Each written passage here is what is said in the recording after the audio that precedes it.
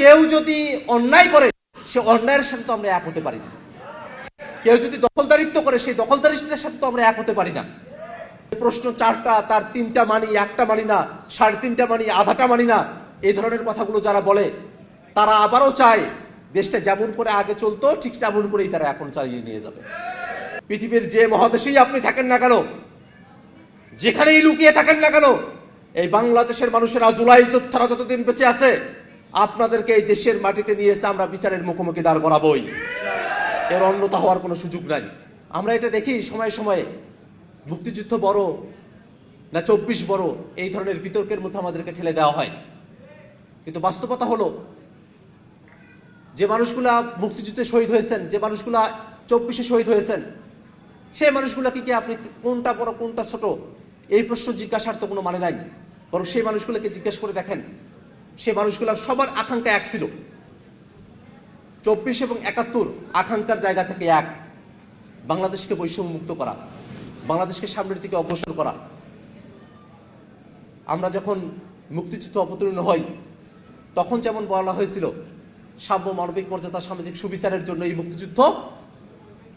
আমরা যখন এক দফা অবতীর্ণ হই তখনও বলা হয়েছিল ফ্যাসিবাদী ব্যবস্থার বিলোপ এবং নতুন রাজনৈতিক বন্দোবস্তের জন্য এই এক দফা। সবগুলো কথার পিছনে গিয়ে দেখেন একটা সুন্দর বাংলাদেশ, সুন্দরভাবে এই বাংলাদেশের পুলিশ প্রশাসন চলছে, সচিবালয়টা চলছে, এই বাংলাদেশের বিচারালয়টা কারোর কাছে দখল হয়ে নাই, এমন ধরনের একটা বাংলাদেশের আকাঙ্ক্ষাই আমাদের ছিল। দুর্ভাগ্যের বিষয় আমরা সেই আকাঙ্ক্ষাগুলোর ধারে কাছেও এখন যেতে পারছি না। আমরা চেয়েছিলাম যে আমাদের বিচার বিভাগ স্বাধীন থাকবে, কিন্তু বর্তমান সরকার বিচার বিভাগকে স্বাধীন রাখার জন্য একটা আলাদা সচিবালয় দরকার, বিচারপতিতে নিয়োগের জন্য একটা আলাদা আইন দরকার, তার কোনো কিছুই তারা করছে না। সচিবালয় হয়েছিল সেটা এখন বাতিল হয়ে গেছে। এরকম একটা পরিস্থিতির দিকে আমাদেরকে ঠেলে দেওয়া হয়েছে। আমরা এই ধরনের পরিস্থিতি দেখতে চাইনি এবং বাংলাদেশের মানুষেরা যারা 24-এর অভ্যুত্থানের সময়টাতে যারা সামিল হয়েছিলেন, এই মানুষেরা তখনও যে আকাঙ্ক্ষার মধ্যে ছিলেন এখনো সেই আকাঙ্ক্ষাটা তারা ধারণ করেন এবং তারা এটা বিশ্বাস করেন যদি আকাঙ্ক্ষা থেকে চ্যুতি ঘটে তাহলে এই মানুষেরা তারা প্রয়োজন হলে আবারও তারা রাজপথে নেমে আসবেন। মানুষেরা এমন ধরনের একটা আকাঙ্ক্ষা নিয়ে বাংলাদেশকে তারা দেখেন। এই দুর্ভাগ্যের বিষয়, সে আকাঙ্ক্ষার কথাগুলো আমরা যখন বলি তখন আমাদের এই আচরণকে ভাবে নেয়।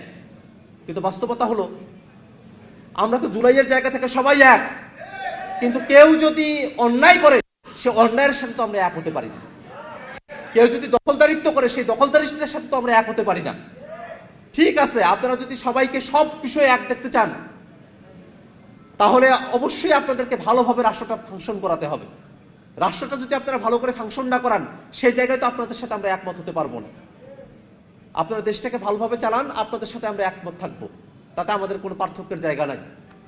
বরং আমরা এই কথাটা খুব স্পষ্ট করে বলি, বিএনপি সরকারই দেশ পরিচালনা করুক, তারাই সরকার হিসেবে থেকে যাক। জনগণ তাদেরকে ভোট দিয়েছে, ভোট পেয়েছে, যে পদ্ধতির মধ্য দিয়ে হোক তারা তো এখন সরকারে আছে, তারা দেশ পরিচালনা করুক, কিন্তু দেশটা পরিচালনা করুক গণভোটের রায়ের ভিত্তিতে।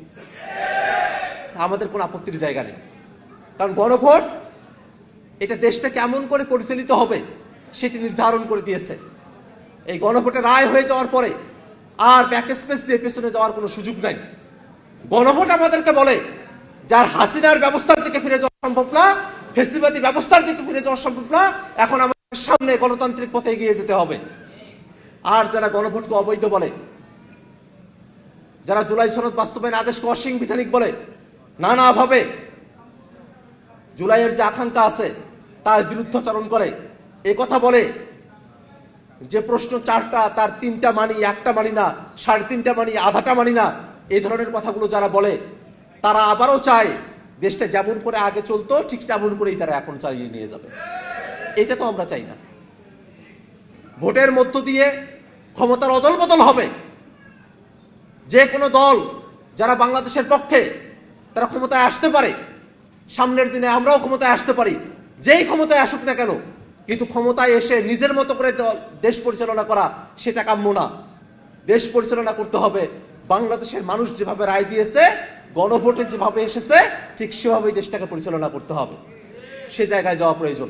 পতিত ফ্যাসিবাদীরা যারা আছে, যারা স্বৈরাচার আছে, যারা মানবতা বিরোধী অপরাধী, এই মানবতা বিরোধী অপরাধীরা তারা বাংলাদেশের বিরুদ্ধে ষড়যন্ত্র এখনো চালিয়ে যাচ্ছে।